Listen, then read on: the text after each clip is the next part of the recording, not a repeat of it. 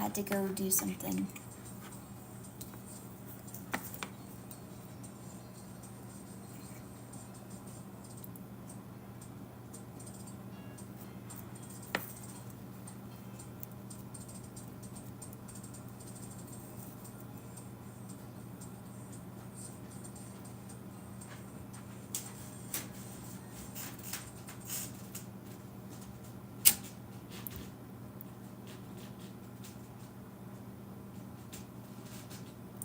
I will get you guys up close in just a second.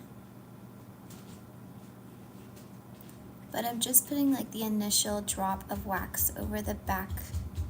And that is my dog upstairs scratching himself, if you can hear that. But I start my earrings whenever I'm using when I'm not carving out of the wax and I'm just using like hot wax.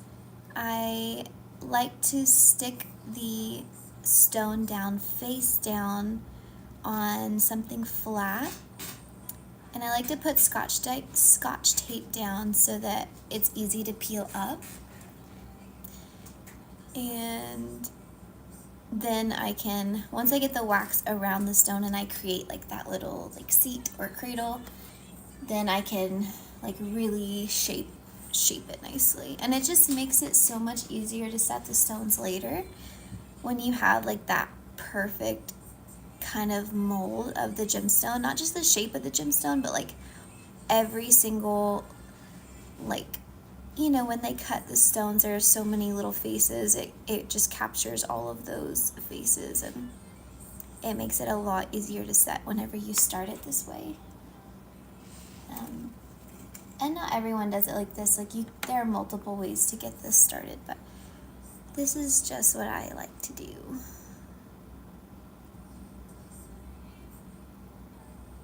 Let's see. I'll get you guys close up in just a second.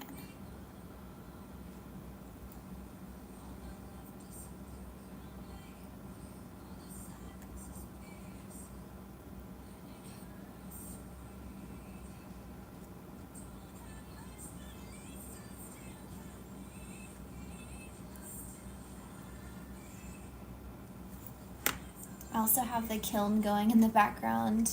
If you can hear it, it sounds like kind of like a little air conditioner, but I'll be casting some pieces tonight. So I should be down here all night. I do have to go have dinner with my family here in a minute, and then I'll come back down and finish everything that I'm doing. Hi Corinne.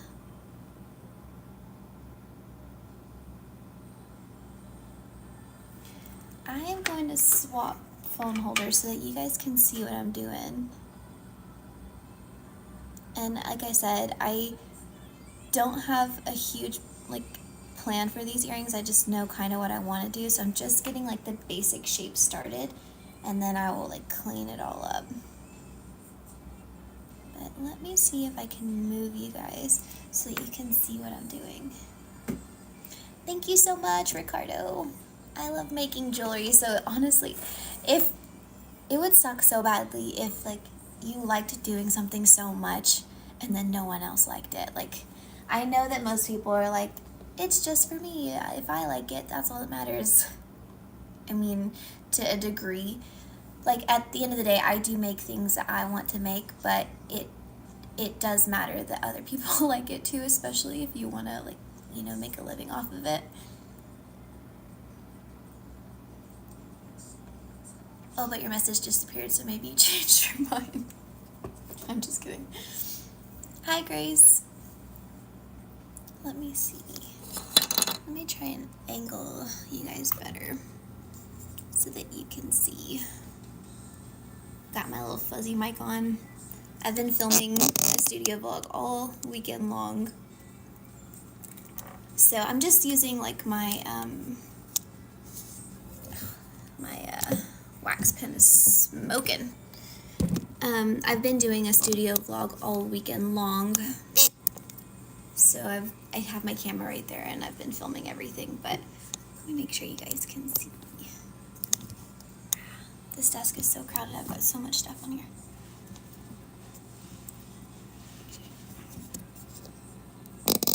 answer the other day and trying to listen. Oh, thank you, Grace.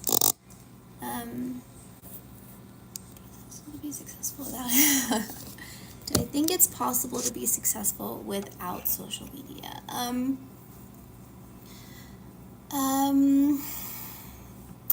Yes, and like in my heart I want to say yes.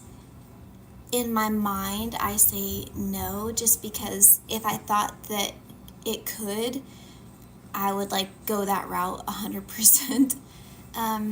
But honestly, anything is possible. Like, I know that there are people who put way more effort into like an email list, and that is how they run their entire business, is on an email list, and they don't do social media at all. But my question for that would be, how do you grow that email list if you don't have that exposure in the first place? So if you find that it is possible without social media, please tell me, because in my head, and I talked about this in my last video, that I keep YouTube separate from that social media realm, because it doesn't really feel like social media to me. Like, I don't despise it like I despise Instagram and TikTok. I'm a consumer of those platforms, TikTok, not Instagram, but I hate having to like post on those, especially because the return isn't really that great, honestly. I mean, I've never really researched how to like grow without social media, so I do know, though, email lists, if you want that to be a thing, like an email list would be the best way to go. Grow an email list if you have a website, and give people a reason to sign up for your email list or your newsletter, and then sell through there. I mean, those people on a newsletter are going to be way more likely to be those who are going to buy from you than on Instagram or TikTok. Because when you grow a following on there, those people might have followed because they liked your outfit that you wore in one video and they just gave you a quick follow, or they, liked watching your process video that one time, but maybe they're not exactly like jewelry people, and they wear, like, I know a lot of people that are on Instagram, they don't really even wear jewelry. They just enjoy watching the videos. So, I mean, growing on social media isn't always like the key either. So, I don't know. I think I've just always tried to give myself the best shot. So, trying to like be on everything is my best guess on how to make it. But let's see. Working to meet your clientele. Yeah, for sure. It depends on who your market is as well. Yeah. Stephanie, you're playing as I cook dinner for. So are you watching me right now? That's so weird. No, I'm just kidding. It's not weird. Although I do like to think of people watching YouTube being complete strangers and no one I'll ever meet in real life, because this is really, like, it's not awkward in the moment, but thinking of people that I know watching, it makes me so uncomfortable. But you can be here, Steph. You're totally fine. I love you to death. And I miss you. She's sorry. I know, Corinne. I know. But you know what? Maybe you'll be the one to figure it out for all of us, and we won't have to do social media, and you'll just share what you did. Okay, I'm gonna start working on these earrings again.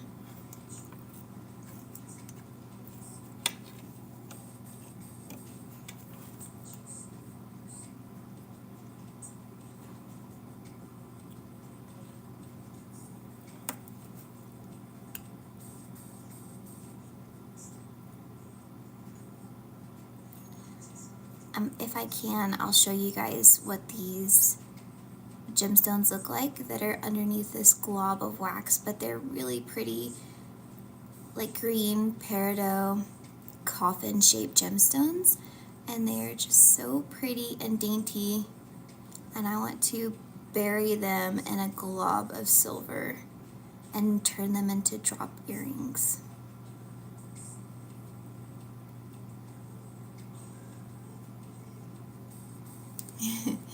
Have you considered making a video of the resources that you use to teach yourself? I've been thinking of maybe getting into social angles with my channel. I have no idea where to go. Not sure if you're taking a series.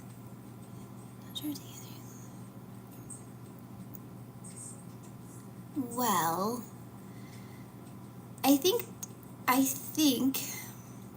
I mean, yes, I absolutely can make a video talking about how I taught myself. And I do, in the video where I talk about how I got started, I do touch on that.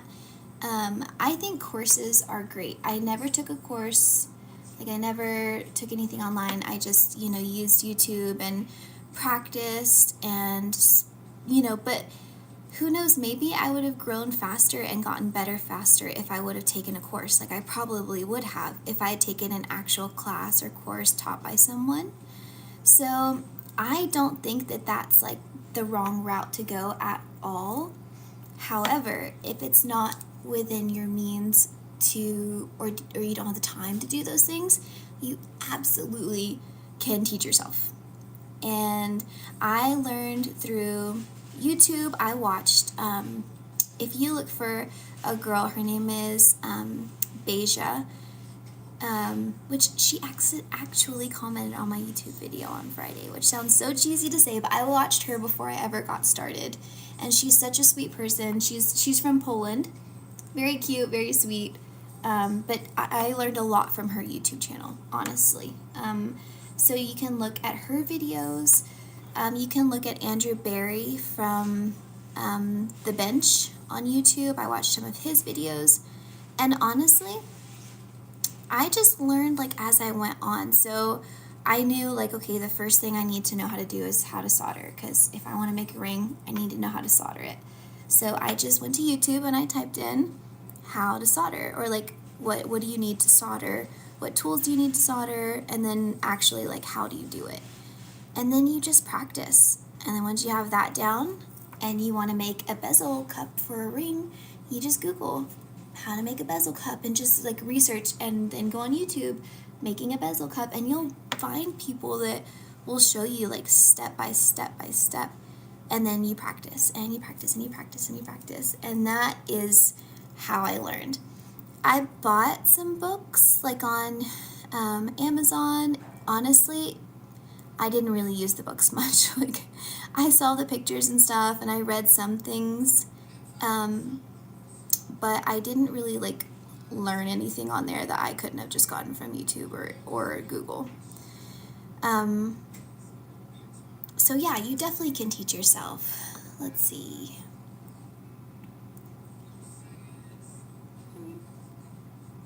So again, yeah, so if you're like strapped for time and resources, go ahead and just start teaching yourself. And if you aren't, and you have the money and the time, then like why not get a head start, or like answers more quickly from someone else because you paid for them. Do you have any tips for starting social media as a jeweler? Yes. Film everything you do. Like every thing that you do that even you don't know if it's like important or if anyone's going to care about watching it. Like film everything that you do, especially if you're just starting and you're just starting to learn. Like don't be scared to share that process with people, and be really consistent. I didn't grow on Instagram for 2 years. I think I was stuck at like 500 people for 2 years because I just kind of posted whenever I felt like it, and I didn't post a lot of videos, honestly. I posted more photos than anything, and I stayed at 500 people. But as soon as whenever I quit my job to move here, I had a two month gap of employment while we were moving to Idaho from England. And I used that time and I really dedicated myself to social media. And I posted a video every single day. And I was able to grow to, I'm at like 11,000 now. But that was all from just being more consistent. And also, like, when you make a video, if you see that a certain type of video is getting more engagement, just rinse and repeat. Just do the same video over and over again. Make it different too. You don't want people to get bored, but just video everything you do. Don't be scared to try voiceovers because those tend to work, I think, the best. Also, just from like looking at other people as well, I think that kind of works for everyone the best, honestly. But just be consistent and film everything that you do. I think that's really the only tip I can give. Let's see. Oh, I didn't know Andrew Barry was coming out with a class, like an online course. I mean, that's kind of right up his alley. That's like, yeah, I liked watching his videos. They're a little long-winded, but they're really informative. He's a really good resource. So whenever I started, yeah, but tools are really, really, really expensive, yes. Whenever I first started, I was making clay jewelry, and I started that business with about $300. And I never put any more of my own money into it. So for the last almost 3 years, I have not paid myself anything. I've never given myself any money from my business, and I've just reinvested everything, and that's how I've gotten all of my tools. Nothing out of pocket, just, selling my jewelry, and all of the profits go back to tools and materials. And yeah, I'm hoping that this year can be different and that I can start paying myself, but that was the only way. I could have never gotten as many tools as I have right now just from like pulling it out of my own pocket. Like, I don't have that much savings to do that.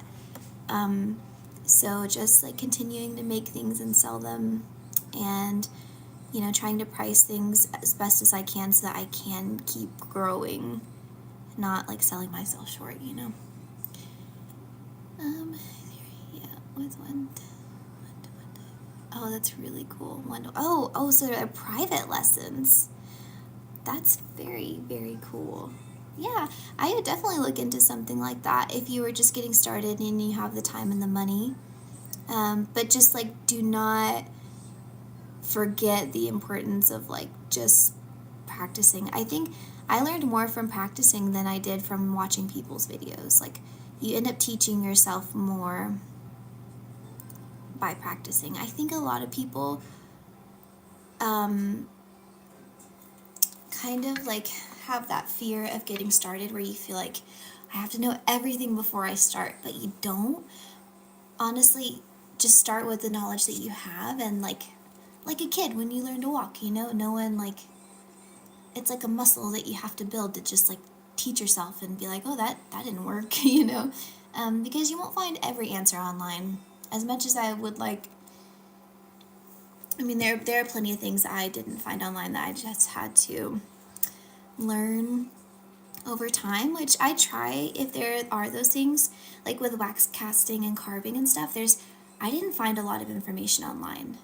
So I try to share as much as I possibly can, because I know now with the type of jewelry that I make what information isn't out there, because I scoured the internet looking for answers. Yeah.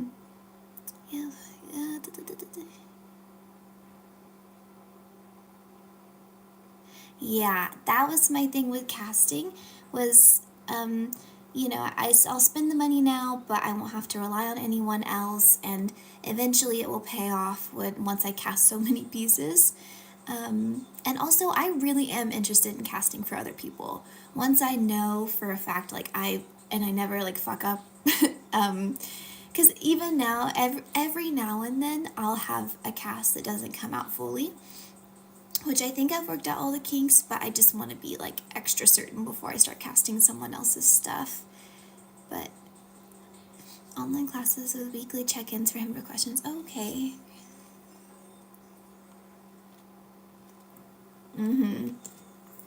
Yeah, sometimes whenever you watch those videos and you haven't practiced yet, you're like, you don't fully understand. And just like building that muscle, like whenever you solder, it looks easy to watch someone, but whenever you do it yourself, like directing your flame and having your temperature, at the right temperature, it's just different. So if you can get started and get like your basic package of tools, like go ahead and start practicing. Why not?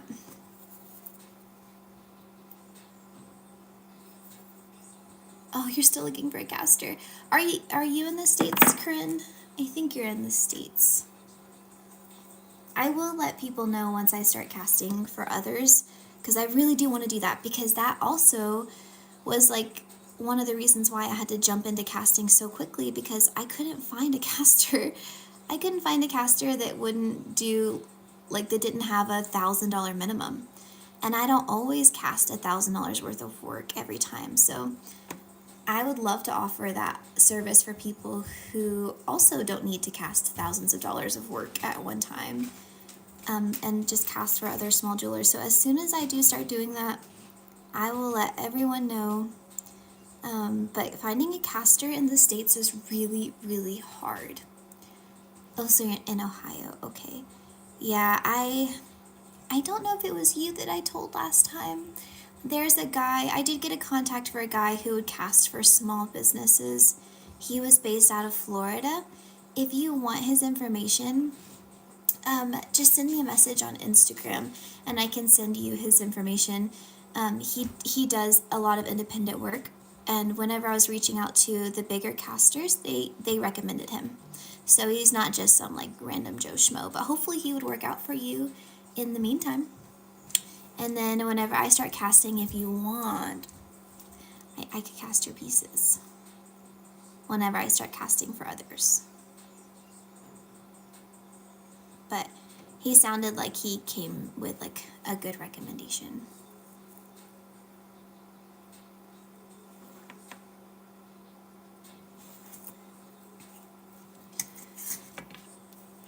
So this is like the ugly framework, but I don't know if you can see that peridot, but it's a coffin-shaped peridot. But I want it to be like a long, like stick of silver, like a good thick stick of silver dangly earring. You're gonna make me. Oh, you're gonna make me an Insta account, girl. Oh, you don't have an Instagram account. I mean, if you don't, I totally get it. I wish I could delete mine. If I didn't have my jewelry business, I would never have an Instagram. I have like my personal one, but I haven't posted to it in like 4 or 5 years. And I have a Facebook for family since we live so far away, but I really do not have fun with like Instagram. TikTok. I have fun with TikTok. I think it's a joyous place to spend your free time. A really fun place to spend your free time.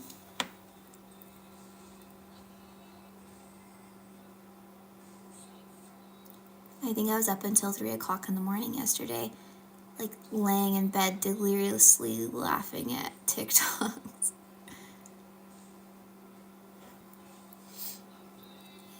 Closer, can't see. Oh, thank you, Ricardo. Hang on, sorry, let me get you closer, Corinne. It's like the ugly framework. Move the light. Focus. Okay, I don't think it'll focus. But just know it's a coffin-shaped peridot with like my typical like molten texture that I like to do.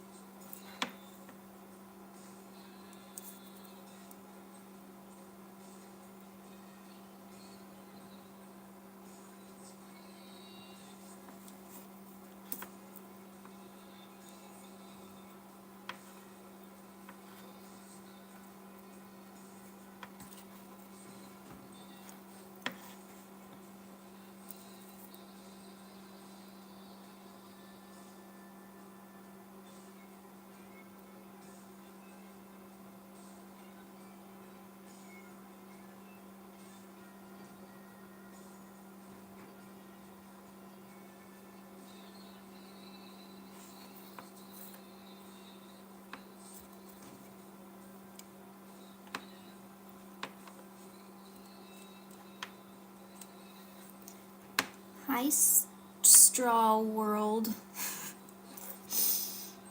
Is your name Straw or... Let's see. He says, please with stone. He's in about the you do.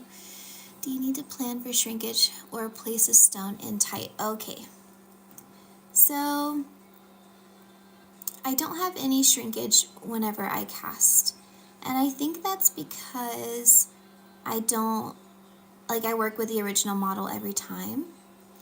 I don't know if like other metals have like more shrinkage. I really have only been working in 10 karat gold and silver, but I've never experienced shrinkage when I cast.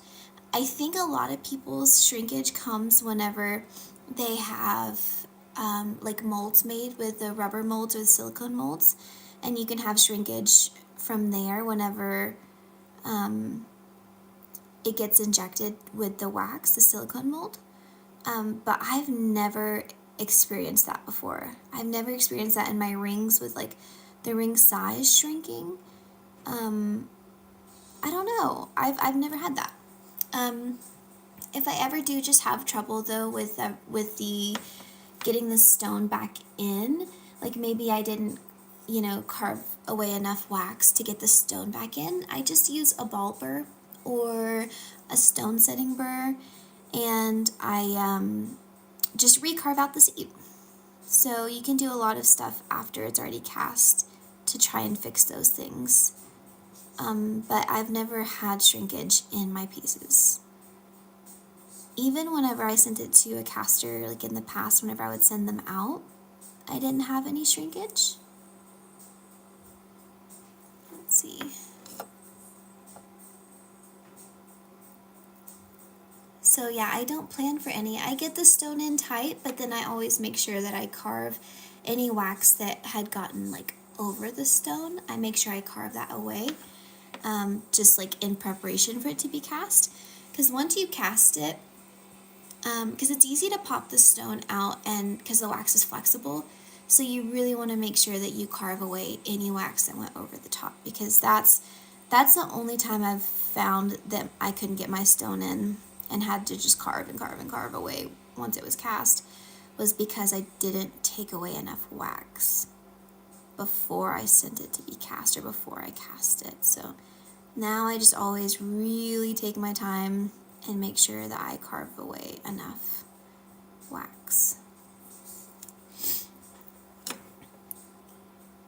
If you do your bezel in wax, how do you remove the stone without altering your wax? And do you just allow a little extra to burnish over the edges of the stone? So yes, I do add a little extra. I add it in height, but not over the stone. And that way, once it's cast and I put my stone in, I've got enough metal to push over the top of the stone.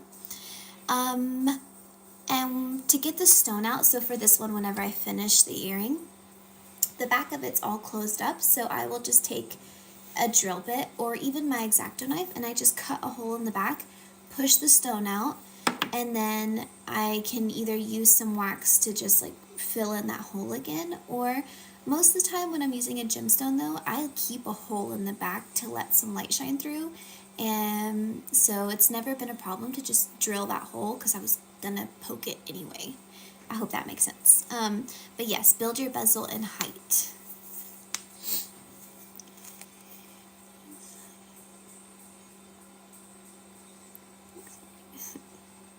You're welcome.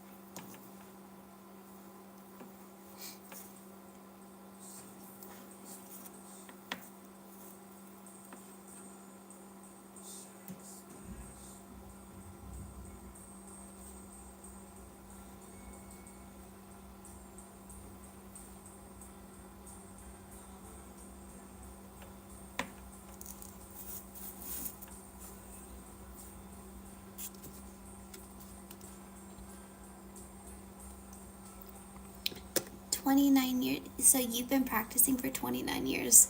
That's awesome. Yeah, I would be really interested to see what kind of stuff you made. That's a really long time.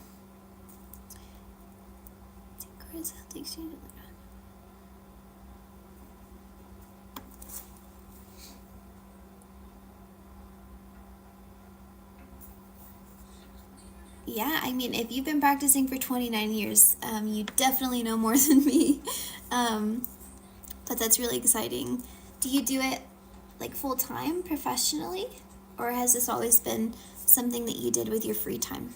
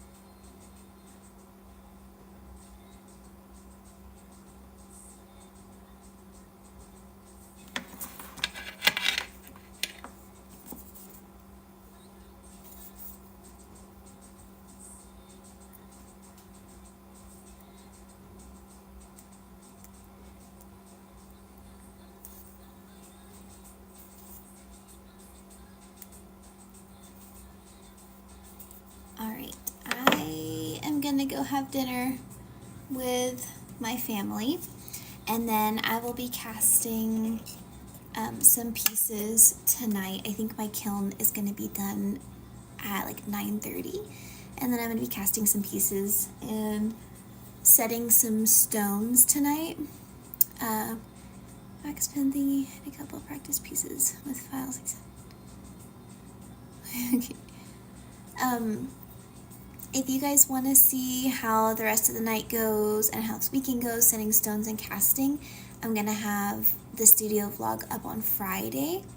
And also, if you don't have an Instagram, Curran, you can follow me on there because I usually post like as we go